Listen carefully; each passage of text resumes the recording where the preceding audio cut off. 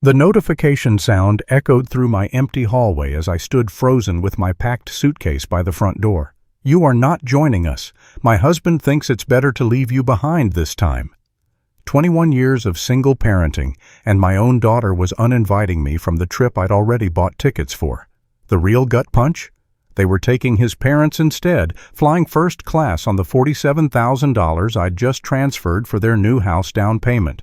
As their plane lifted off without me, I made one phone call that would change everything when they touched down 10 days later. But before I tell you what happened when they came home to find an empty driveway, hit that subscribe button and let me know in the comments where you're listening from. I stared at my phone screen, reading Ashley's message for the 4th time. The words hadn't changed. My Rome guidebook lay open on the coffee table, Italian phrases I'd practiced highlighted in yellow marker. Dove il bagno? Where is the bathroom? Quanto costa? How much does it cost? Simple words I'd memorized to surprise my daughter, to show her I was trying to connect with her world. 6 months of planning. 6 months of researching every restaurant in Venice she'd mentioned wanting to try. I'd booked that little trattoria near the Rialto Bridge where she'd dreamed of having dinner overlooking the canal. The reservation confirmation email was still open on my laptop, dated for next Tuesday at 7 p.m. My hands shook as I scrolled through our recent text thread. 3 weeks ago, she'd been excited. "Dad, I can't wait to see the Colosseum with you," she'd written. "Matthew's never been to Europe. This will be so special." I'd even researched wheelchair accessibility for Joseph, Matthew's father, who'd had hip surgery last year. Ironic, considering they were all flying to Rome right now while I stood in my empty hallway like a fool. The taxi I'd called was probably pulling up outside. I walked to the window, watching the yellow cab idle at the curb. The driver checked his watch, then his phone. I should go out there and cancel. Tell him there'd been a change of plans. But something in me couldn't move, couldn't accept this new reality where 21 years of sacrifice meant nothing. I thought about Ashley at 8 years old, crying in that hospital room when her mother died. The cancer had taken everything. First Mom's energy, then her hair, then her ability to climb the stairs to tuck Ashley in at night. "Daddy, don't leave me too," she'd whispered, clinging to my shirt as we watched the machines go quiet. I'd promised her then that I never would. I'd kept that promise through sleepless nights when she had nightmares about losing me too, through teenage years when she tested every boundary to see if I'd abandon her like death had taken her mother, through college stress and graduate school anxiety, through her wedding planning when she'd insisted on the most expensive venue in town because Mom would have wanted the best. The cruelest part? I'd originally been invited because Jennifer had a family emergency, her sister's sudden illness that required immediate attention in Florida. Ashley had called me crying 3 weeks ago, begging me to join them because it wouldn't be the same without you, Dad, and Matthew's so disappointed about his mom not being able to come. I'd rearranged my entire schedule, canceled volunteer commitments, even bought those Italian language books. Then yesterday, Jennifer's sister made a miraculous recovery. The family emergency evaporated overnight, and suddenly there was Jennifer's cheerful Facebook post about finally getting to see Europe with our favorite kids. Not a word about the illness that had supposedly devastated their family just days before.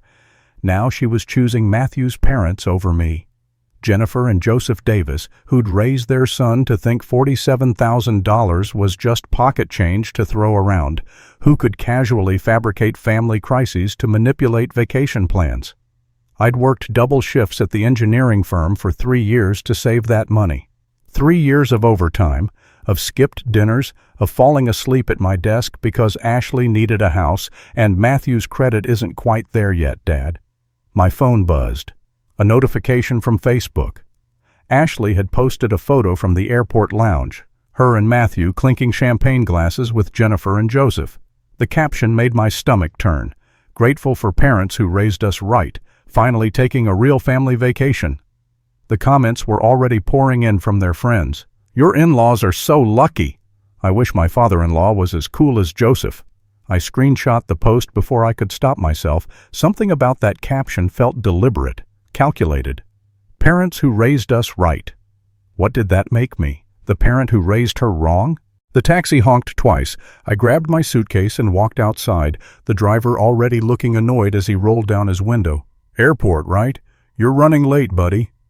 "Actually," I said, my voice steadier than I felt, "I won't be needing the ride after all."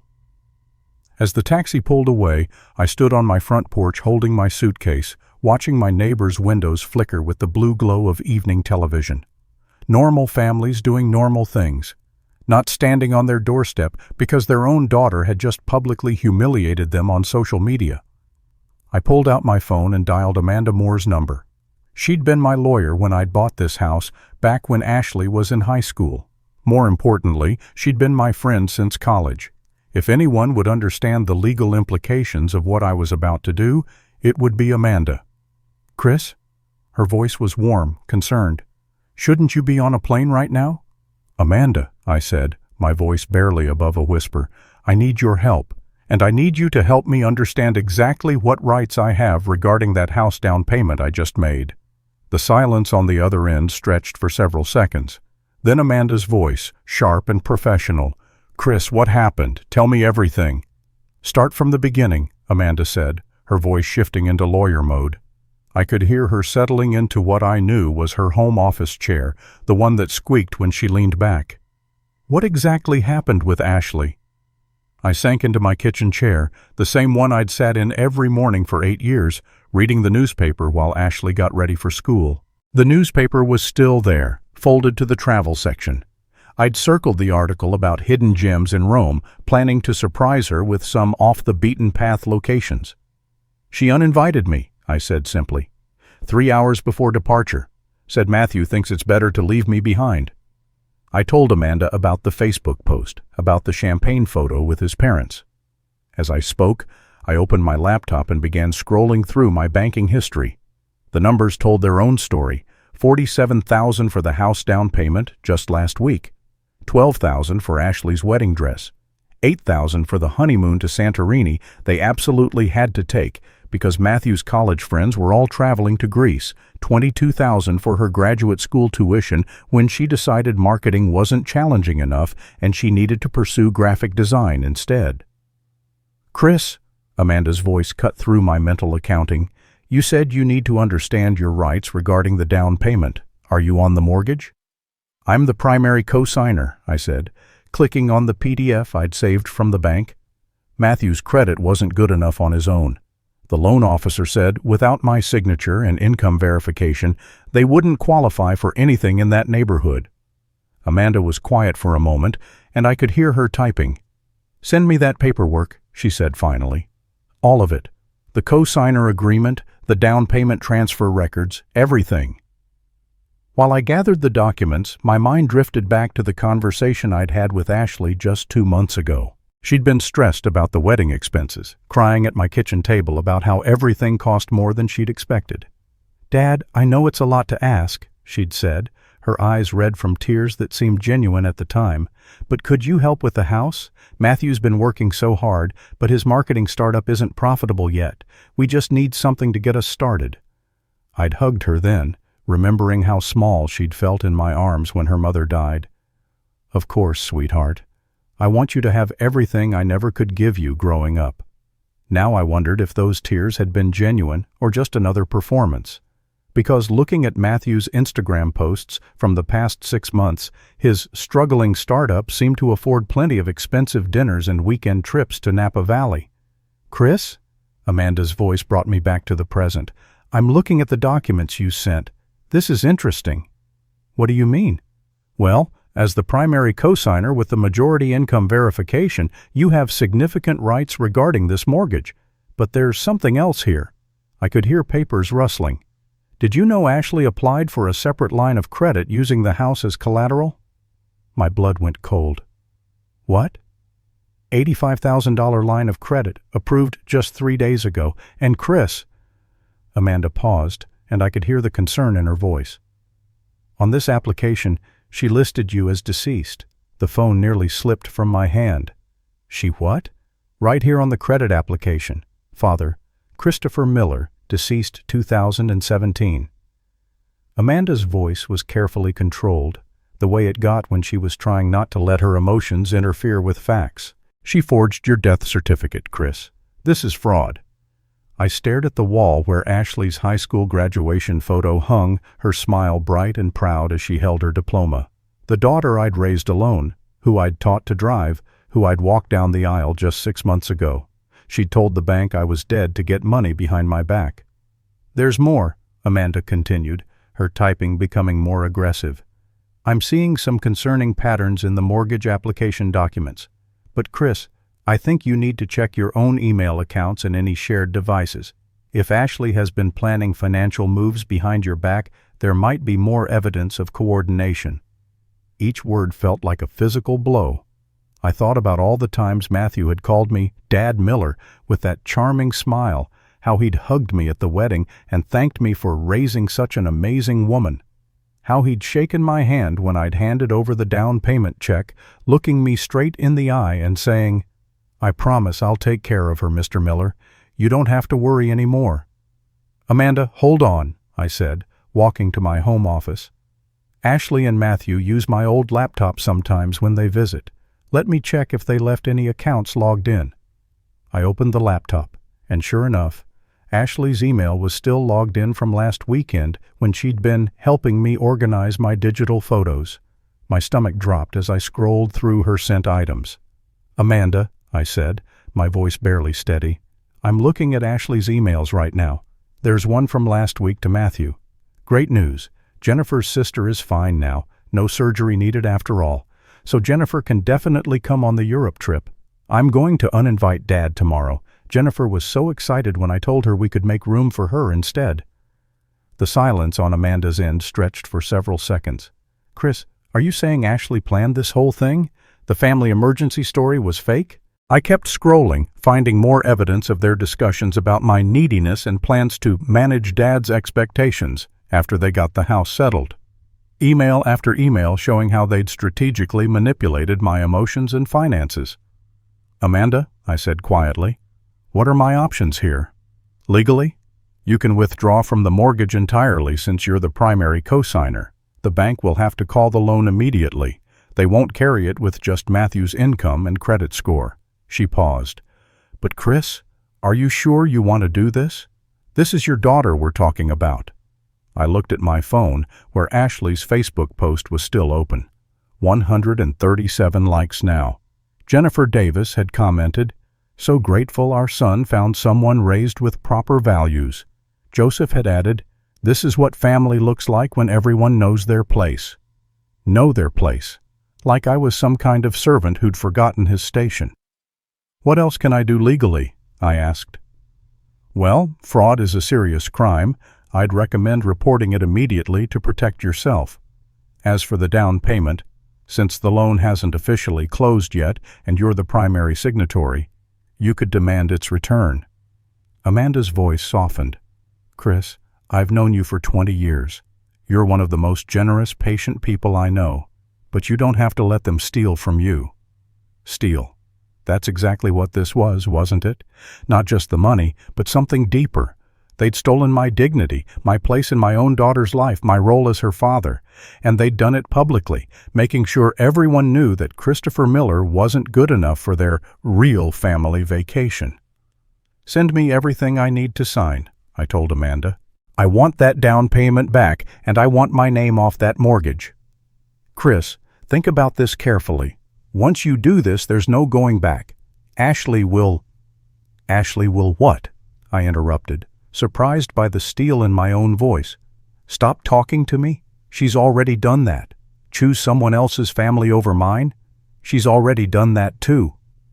I closed the laptop with more force than necessary. She listed me as deceased, Amanda. She killed me off on paper to steal from me. I think she's already made her choice about what kind of relationship we have. Amanda was quiet for a long moment. I'll prepare the paperwork tonight, she said finally.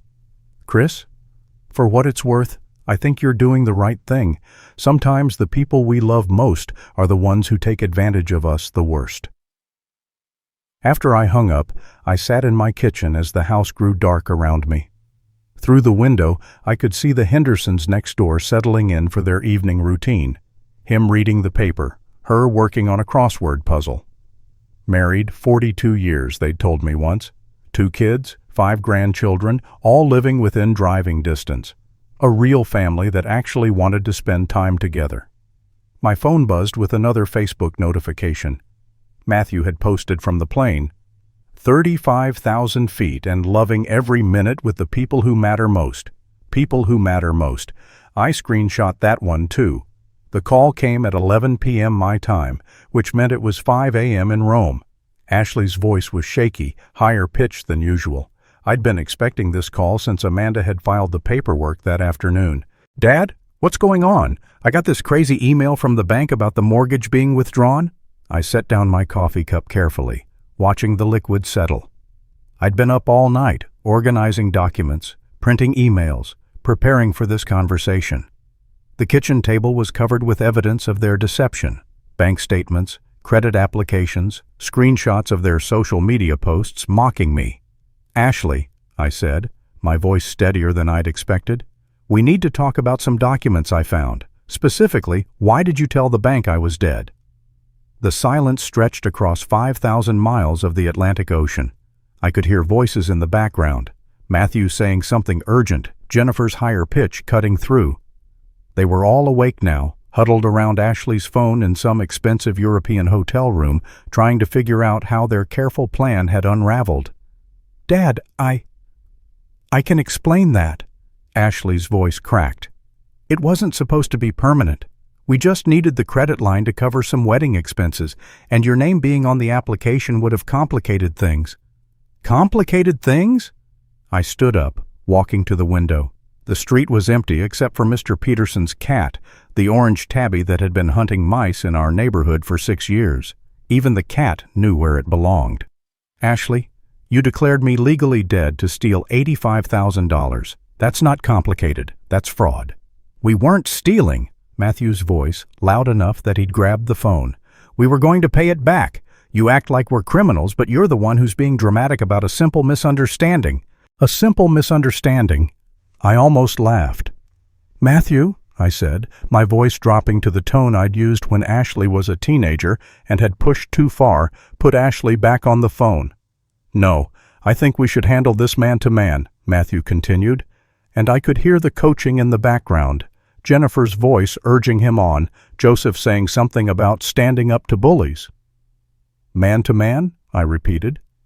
"The man who can't qualify for his own mortgage wants to talk man to man? The man who's been living off my money for 2 years wants to lecture me about being dramatic?"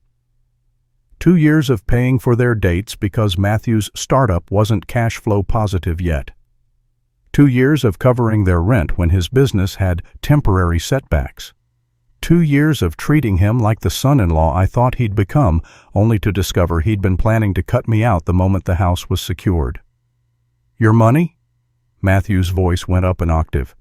"Ashley earned every penny of that. She put up with your neediness, your constant calls, your guilt trips about being alone. Do you have any idea how exhausting it is for her to manage your emotions all the time?" My neediness, my guilt trips. I thought about the weekly dinners I'd cooked for them, how I'd always asked if they needed anything, never if they wanted to spend time with me. I thought about how carefully I'd tried to give them space while still being available, how I'd bitten my tongue when Matthew made jokes about old-fashioned fathers who couldn't let go. "Put Ashley on the phone," I repeated.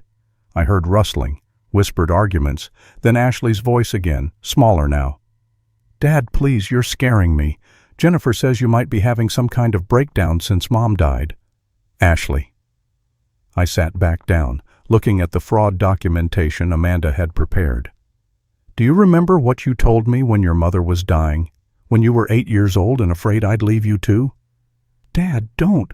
"You said, 'Daddy, promise you'll never abandon me like Mommy has to.' And I promised you I wouldn't. Do you remember that?" "That's not fair," Ashley whispered.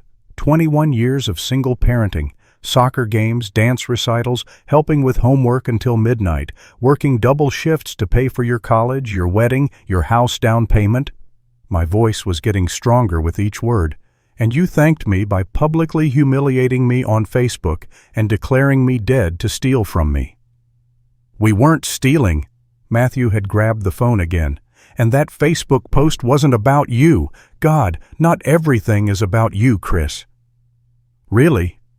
Grateful for parents who raised us right? Finally taking a real family vacation? That wasn't directed at me? Silence. Here's what's going to happen, I continued. The down payment has been withdrawn, the mortgage application is canceled, and I've reported the fraud to both the bank and the insurance company. You can't do that, Jennifer's voice, clear enough that she was right next to the phone. That girl loves you. This is just a misunderstanding between families. Mrs. Davis, I said calmly, Ashley listed me as deceased on a legal document to commit fraud. That's not a misunderstanding. That's a felony. Dad, please. Ashley was crying now, real tears from the sound of it. Don't do this. We'll come home. We'll fix this. You are not joining us, but we can talk when we get back. Actually, I said, looking at the calendar where I'd circled their return date, about that. I won't be picking you up from the airport. What do you mean? Matthew demanded. I mean, you told me my place. You wanted a family vacation without the man who paid for it, so you can find your own way home from the airport, all four of you. That's ridiculous. Joseph's voice joined the chorus. You can't leave them stranded. I'm not leaving them stranded. You're there, aren't you? Jennifer and Joseph, the parents who raised Matthew, right? I'm sure you can figure out how to get home, maybe rent a car or take a taxi. I paused, enjoying the silence. Though I should mention, those tend to be expensive when you're traveling from the airport to a house that no longer exists. What do you mean, it no longer exists? Ashley's voice was barely a whisper. I mean the house you were buying is back on the market. Funny thing about requiring a cosigner, when the cosigner withdraws, the bank tends to cancel the sale. I could hear frantic whispering in the background, someone typing rapidly on a laptop. You should probably check your email. I believe the bank sent you a notice about the foreclosure proceedings. Dad, you can't do this. Where are we supposed to live? I don't know, Ashley. Maybe with the parents who raised you right. Maybe Jennifer and Joseph have room in Florida. I stood up again, walking to Ashley's graduation photo. Or maybe you could get jobs and rent your own apartment, like most 30-year-olds do. This is insane, Matthew shouted. We're coming home tomorrow. We're going to fix this. Actually, you're not, I said quietly. Your return flight was booked on my credit card. I canceled it this afternoon, along with your hotel reservations and the rental car you had reserved for touring Tuscany next week. The silence that followed was broken only by the sound of someone crying. Ashley, I thought, though it might have been Jennifer. Someone was typing frantically, probably checking email confirmations and bank accounts. How could you do this to your own daughter? Jennifer's voice shrill with panic. I didn't do anything to my daughter, I replied. My daughter died 2 years ago, according to the legal documents she filed. I'm just cleaning up the paperwork for a dead man. I hung up the phone and turned it off. Within minutes, my landline started ringing. I unplugged it from the wall. Then I poured myself another cup of coffee and sat down to finish organizing their belongings. Tomorrow, I had movers coming to pack up everything Ashley and Matthew had left at my house and put it in storage.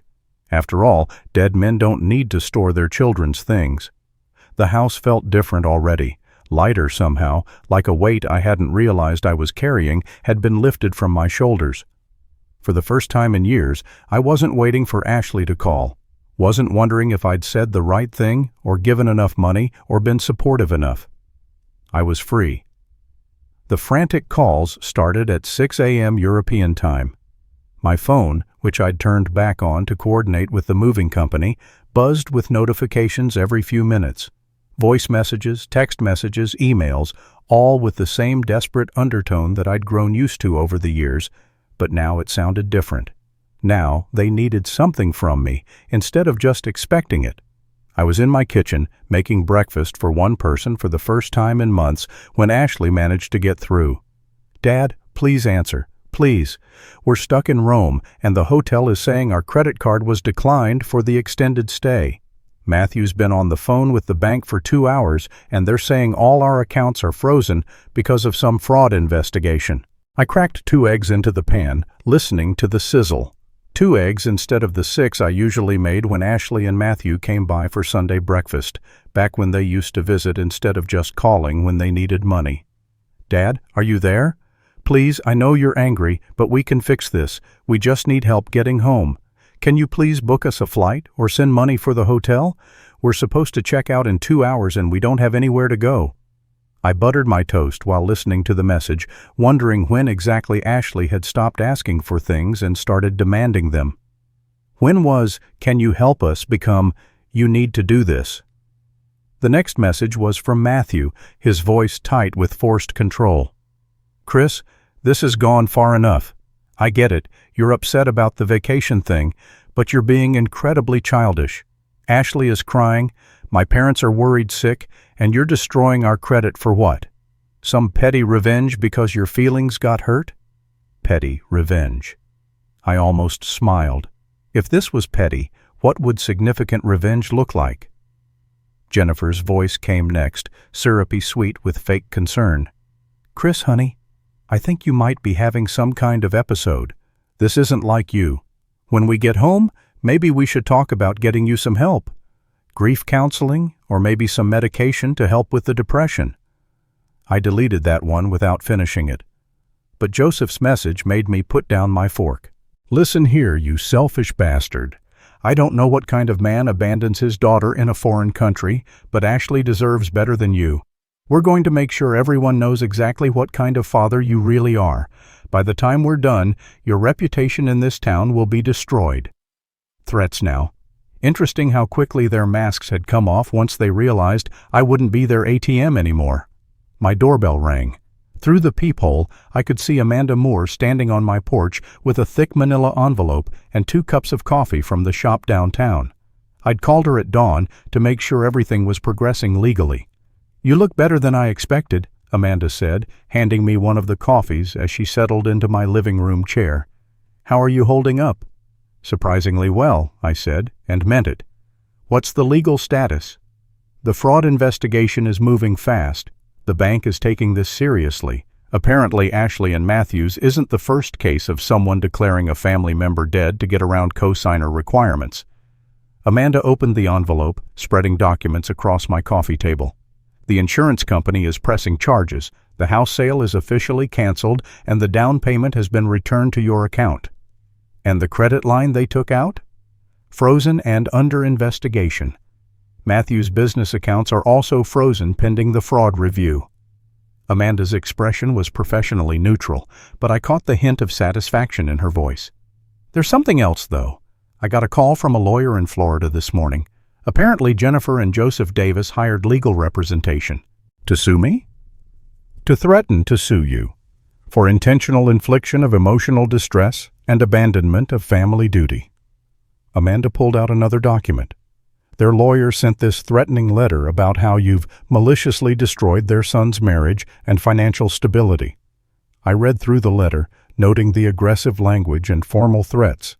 "Can they actually do anything?" "Chris, they don't have a case. You're not legally obligated to support your adult daughter or her husband, and you certainly aren't required to continue financial support after they committed fraud against you." Amanda leaned forward. "But you should know. They're already starting a campaign against you in town." "What do you mean?" Amanda pulled out her phone, opening Facebook. "Jennifer Davis has been busy this morning." She showed me Jennifer's post. "Please pray for our family. A very sick man has abandoned his daughter and my son in Europe with no way to get home.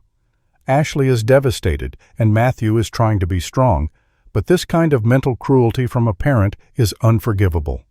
Some people should never have been trusted with children." The post already had 43 comments, most from people I didn't recognize, probably Jennifer's friends from Florida. But a few were from locals, people I'd known for years. "So sorry, Jennifer," and "What kind of father does that?" and "Poor Ashley must be heartbroken."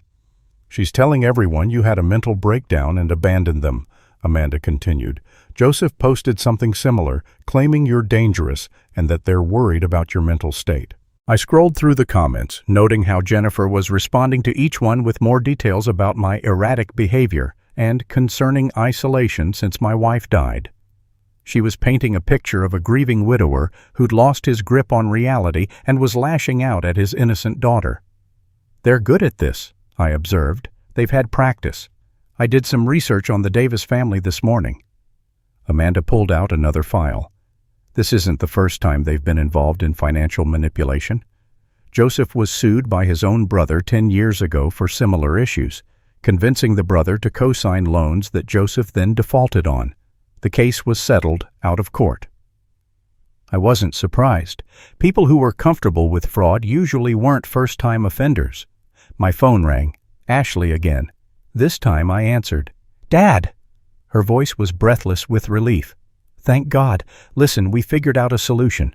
Jennifer and Joseph can cover the hotel for a few more days, and Matthew's calling his business partner to wire money for flights home. But we need you to call the bank and tell them this was all a misunderstanding so they'll unfreeze our accounts." "No," I said simply. "What do you mean, no?" "I mean no, Ashley. I'm not calling the bank to help you cover up fraud. The investigation will continue, and you'll face whatever legal consequences come from your choices." "Dad, please! You can't do this to me. I'm your daughter." "Are you?" I asked quietly. "Because according to the legal documents you filed, Christopher Miller is dead, so I'm not sure whose daughter you think you are." "That's not... I didn't mean... Dad, please.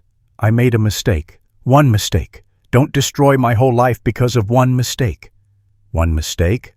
I looked at Amanda, who was taking notes. "Ashley, this wasn't a mistake. You researched how to fake a death certificate. You filled out multiple applications. You and Matthew planned this for months, talking about cutting me off once you got what you needed. This was a calculated plan to steal from me. We weren't stealing. We were going to pay it back." "With what money? Matthew's failing business? Your part-time design work?" "Ashley, you can barely cover your current expenses, even with the $1,000 I transfer to your account every month." Silence. She'd forgotten I could see her bank statements as the cosigner on her checking account. "Dad," her voice was smaller now, "what do you want? What will it take to fix this?" "I want you to accept the consequences of your actions like an adult," I said. "I want you to figure out how to get home without my money, how to find a place to live without my co-signature, and how to live within your means without my subsidies." "But I can't. We can't afford it." "Then maybe you should have thought about that before you decided I wasn't worthy of your real family vacation." I hung up and turned to Amanda. "How long before they're home?" "Assuming they can scrape together money for flights? 3 or 4 days, probably. They'll have to fly standby or find discount tickets." Amanda gathered her papers. "Chris, you should prepare for them to escalate this when they get back. People like this don't accept defeat quietly." "Let them escalate," I said, feeling calmer than I had in years. For the first time in decades, I'm not afraid of disappointing Ashley. It's liberating. After Amanda left, I spent the afternoon doing something I hadn't done since my wife died. I cleaned house for myself. Not for Ashley's visits or Matthew's judgment or Jennifer's inspection when she came to town. Just for me. I threw away the stack of parenting magazines I'd kept, thinking they might help me understand how to raise a teenage girl alone. I donated the expensive whiskey Matthew had convinced me to buy for entertaining business clients. Whiskey that only ever got opened when Matthew wanted to impress his friends. In Ashley's old room, I found journals from her teenage years. One entry caught my attention. "Dad tried to help with my math homework tonight, but I pretended I was too tired. Honestly, I just wanted to text with friends instead. But he looked so sad when I said I didn't need help. Sometimes I feel bad about how much he does for me and how little I appreciate it." 15-year-old Ashley had felt guilty about taking me for granted. 30-year-old Ashley had decided I was already dead. I closed the journal and put it in the donation box. Some growth, apparently, wasn't for the better. They made it home 4 days later on a discount airline, flying standby with multiple connections. I know this because Mrs. Henderson next door called to tell me she'd seen quite a commotion at the house on Elm Street that used to be Ashley and Matthew's dream home. 4 people with lots of luggage standing on the sidewalk looking confused, she reported. The new owners came out to see what was happening. I think there was some kind of misunderstanding about who lived there. I could picture it perfectly. Ashley, Matthew, Jennifer, and Joseph standing on the sidewalk with their European vacation luggage, facing the reality that their beautiful 4-bedroom colonial with the wraparound porch was now home to the Martinez family and their 2 young children. The phone calls started 20 minutes later. "Dad, where are you? We're at the house and there's another family living here. They said you sold it. What's going on?" I was in my garden, transplanting the roses my wife had planted 25 years ago. They'd gotten overgrown while I was busy financing other people's lives, but they were still healthy underneath all the tangled growth. Sometimes neglect was the same as care. You had to cut away what wasn't working to let the good parts flourish. "The house was sold to the Martinez family," I said, not stopping my work. "Lovely people. 2 kids, both elementary school age. They're very excited about the big backyard." "But where are we supposed to go?" Ashley's voice cracked with exhaustion and panic. "I assume you'll figure something out. You're adults." "Dad, please. We don't have anywhere to go. The rental apartment we were staying in, we got an eviction notice. It says you own that property too." I had bought the small duplex as an investment property 3 years ago when Ashley and Matthew needed a place to live after their previous landlord raised the rent. I'd charged them $800 a month for a place that should have been rented for $1,500, telling myself I was helping them save for their future.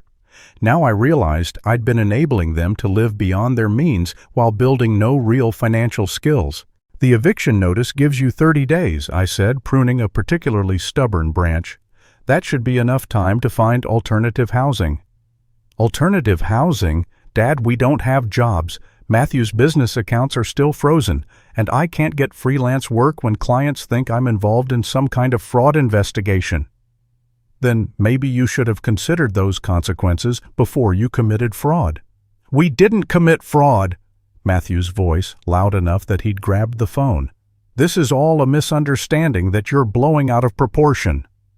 "Matthew," I said calmly, "you're standing on a public sidewalk with luggage, essentially homeless, because you decided to steal from the man who was paying for your life. How exactly is this my fault?" "Because you're being vindictive and cruel. Ashley made one mistake. Ashley declared me dead and forged legal documents. You encouraged her to do it. You both planned to cut me out of your lives once you'd extracted maximum financial benefit. That's not one mistake. That's a pattern of fraud and emotional abuse." I could hear crying in the background. Ashley or Jennifer, maybe both. Joseph's voice rumbled something about lawyers and revenge, but it sounded hollow now, less threatening than desperate. "Dad?" Ashley's voice again, smaller and more defeated than I'd ever heard it. "Please, I know I messed up. I know I hurt you. But I'm your daughter. You raised me. Doesn't that mean anything?" I set down my pruning shears and really considered the question. Did it mean anything? Of course it did. 21 years of bedtime stories and scraped knees and proud moments at graduation meant everything to me. But those years had also taught Ashley that she could take and take and take without consequences, that my love was unconditional and therefore worthless. "Ashley," I said quietly, "do you remember what you wrote in your journal when you were 15? About feeling guilty for taking me for granted?" Silence. "You knew even then that you were using me. But instead of growing up and learning to appreciate what you had, you decided to see how much more you could take. You tested every boundary, crossed every line, until finally you decided I was better off dead than inconvenienced by your lifestyle. I didn't mean it like that. You meant it exactly like that. And now you're facing the consequences of treating someone's love like it was disposable. So what, you're just going to let us be homeless? Your own daughter?" I looked at my roses, already looking healthier after just an hour of proper care. "Ashley, I spent 21 years making sure you never had to face the consequences of your choices. I paid for your mistakes, covered for your bad decisions, and bailed you out of every problem. And what did that teach you? Dad? It taught you that someone would always rescue you, that your choices didn't matter because Daddy would fix everything, that you could treat people terribly and they'd just take it because they loved you." I stood up, brushing dirt off my hands. "I'm not rescuing you this time, Ashley. Not because I don't love you, but because I do." "That doesn't make sense." "It makes perfect sense. Every time I saved you from consequences, I taught you that consequences weren't real. Every time I paid for your mistakes, I taught you that mistakes didn't matter. Every time I let you treat me badly without repercussions, I taught you that love means being someone's doormat." The crying got louder in the background. Someone, Jennifer, I thought, was wailing about heartless fathers and innocent children being punished. "So what happens now?" Matthew demanded. "You just walk away? Abandon your daughter?" "I'm not abandoning anyone.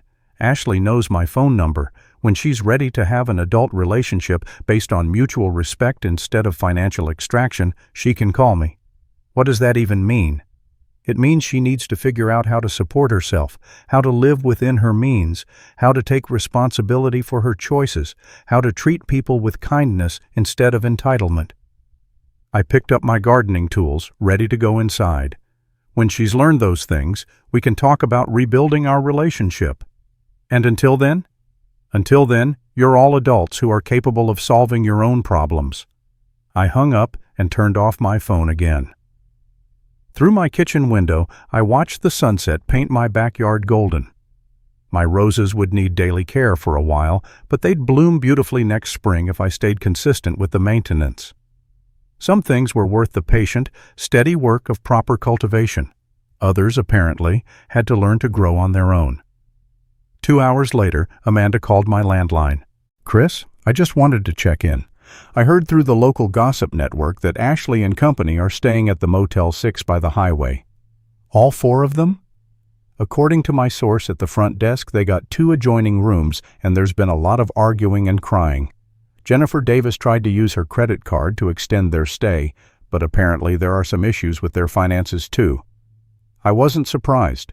People who encourage their children to commit fraud probably had their own financial problems to hide. "There's something else," Amanda continued. "Joseph Davis called my office today, trying to hire me to sue you. When I told him I represented you, he started screaming about conflicts of interest and legal conspiracies." "What did you tell him?" "I told him he was welcome to hire his own lawyer, but that he should probably focus on finding his son a good criminal defense attorney instead." I smiled despite myself. How much trouble are they actually in? Ashley and Matthew? Significant. The fraud charges are serious, and they have no real defense. The best they can hope for is a plea deal and restitution. Amanda paused. "Chris, I have to ask, do you feel good about this? Because there's still time to drop the charges if you want to handle this privately." I considered the question. Did I feel good? I felt clean. Like I'd finally stopped lying to myself about what my relationship with Ashley really was. Like I'd stopped enabling behavior that was ultimately destructive for both of us. "I feel honest for the first time in years," I told Amanda. "Does that count as good?" "I think that counts as the best possible outcome." After I hung up, I made dinner for one and ate it slowly, tasting every bite. Tomorrow I would start looking into volunteering opportunities, maybe at the community center where they taught financial literacy to young adults.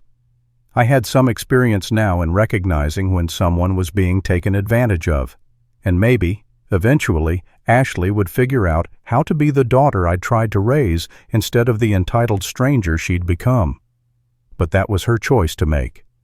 6 months later, I was having breakfast with Amanda at the cafe downtown when Ashley walked in.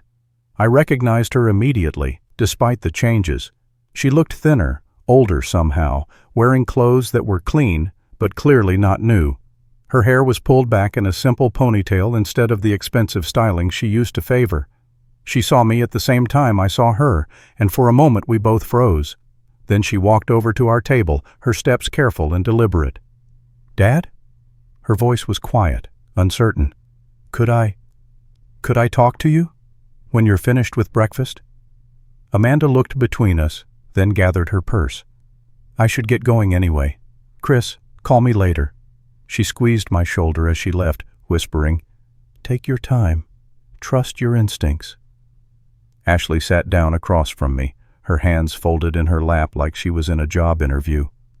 "You look good, Dad. Rested." "Thank you. You look—" I studied her face, noting the absence of the entitlement that used to live in her expression. "Different." "I got a job," she said almost proudly.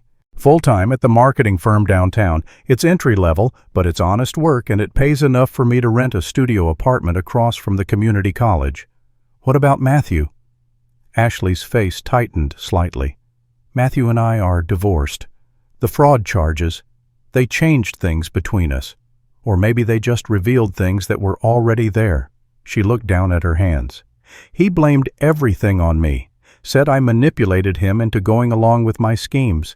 His parents hired him as a good lawyer who convinced the prosecutor that Matthew was just a victim of my manipulation. I wasn't surprised. People who encouraged fraud rarely took responsibility when consequences arrived. Jennifer and Joseph moved back to Florida after the charges were filed. They didn't want the local publicity. Ashley managed a small, bitter smile. Turns out their friends down there weren't as understanding about the situation as they'd hoped. And you? What happened with your charges? Plea deal. 5 years probation, community service, and full restitution. She looked up at me directly for the first time. Which means I owe you $85,000 plus interest and legal fees. It'll take me years to pay it back on my salary, but I'm going to do it. Every penny. I nodded but didn't say anything. This wasn't about the money anymore, and we both knew it. Dad, I need you to know that I understand what I did to you. Not just the fraud, all of it. The way I treated you, the way I took your love for granted, the way I let Matthew and his parents convince me that you were the problem instead of seeing that I was becoming someone terrible. Her voice caught slightly on the last words, but she kept going. I spent 29 years thinking that love meant getting whatever I wanted from people who cared about me. I thought that's what family was, a safety net that would always catch me no matter how badly I behaved or how little I gave back. She wiped her eyes with the back of her hand. It took losing everything to realize that what I was doing to you wasn't love. It was abuse. The word hung in the air between us. Abuse. It was the first time either of us had named it directly. I joined a support group, Ashley continued, for people who grew up with enabling parents and never learned healthy relationship skills. It's helped me understand that when you cut me off, you weren't being cruel. You were giving me the first real consequence I'd ever faced. You were forcing me to grow up. I sipped my coffee, letting her words settle. How do you feel about that now? Grateful, she said, and seemed to surprise herself with the honesty of it. I hated you for months. I blamed you for everything. The divorce, the legal problems, having to live in a studio apartment and work retail to make ends meet. But then I started meeting other people my age who were functioning adults, people who paid their own bills and solved their own problems and had healthy relationships with their parents. She smiled sadly. And I realized I had no idea how to be that person because no one had ever required it of me. And now? Now I'm learning. It's hard. Everything is harder when you can't just call Dad to fix it. But it's also, I don't know how to explain it. It feels real, like my life actually belongs to me instead of being something that happens to me while I wait for rescue. We sat quietly for a moment, watching the morning crowd of commuters get their coffee and hurry to work. Normal people living normal lives, taking care of their own responsibilities. Dad, Ashley said finally, I don't expect you to forgive me. I don't expect us to go back to the way things were. Honestly, I hope we don't, because the way things were was toxic for both of us. But I wonder, would you be willing to try building something new, something healthier? I looked at my daughter, really looked at her. The entitlement was gone, replaced by something I'd never seen in her face before. Humility. The assumption that I would fix her problems had been replaced by a quiet confidence that she could handle whatever came. The demanding tone had become a genuine request. What would that look like, I asked. I don't know yet. Maybe coffee once a month, like this. Maybe slowly learning how to be friends instead of whatever we were before. She hesitated. I'd like to hear about your life, Dad. Not because I need something from you, but because I realized I never really knew you as a person. I only knew you as my provider. What would you like to know? Everything. What you do with your time now, whether you're happy, what you want for your future, she paused. Whether you've started dating Amanda more because Mrs. Henderson mentioned seeing her car in your driveway a lot lately. I laughed despite myself. Mrs. Henderson needs a hobby. So that's a yes? That's a, we're taking things slowly and seeing what develops. Ashley smiled, the first genuine smile I'd seen from her in years. I'm glad, Dad. You deserve someone who appreciates you. We talked for another hour. She told me about her job, her tiny apartment, the evening classes she was taking to improve her marketing skills. She asked about my volunteering at the community center, my garden, the trips Amanda and I had taken to visit her daughter in Colorado. It was the first conversation we'd had in years that wasn't about money or problems, or what Ashley needed from me. When we finally stood to leave, Ashley hugged me briefly. Thank you, Dad, for loving me enough to let me fail. I know that couldn't have been easy. It was the hardest thing I've ever done, I admitted. But you're right. It was necessary. As I walked home, I thought about the roses in my backyard, now blooming more beautifully than they had in decades. Sometimes the most loving thing you could do was step back and let someone learn to grow on their own. 6 months ago, I thought I was losing my daughter. Now I realized I was finally meeting her for the first time. My phone buzzed with a text from Amanda. How did it go? Good, I typed back. Different, but good. Want to talk about it over dinner tonight? Yes, I replied. But this time, I'm cooking for you. For the first time in years, I was building relationships based on mutual care instead of obligation. It felt like coming home to myself. The roses weren't the only things that had learned to flourish once the unhealthy growth was pruned away. If you enjoyed this story of boundaries, consequences, and the difference between enabling and loving, please like this video and subscribe to our channel for more stories about real people facing difficult family situations. Share your thoughts in the comments. Have you ever had to make the difficult choice between helping someone and letting them learn from their mistakes? Click the video on the right to hear our next story about a mother who discovered her son's shocking secret. Thank you for listening.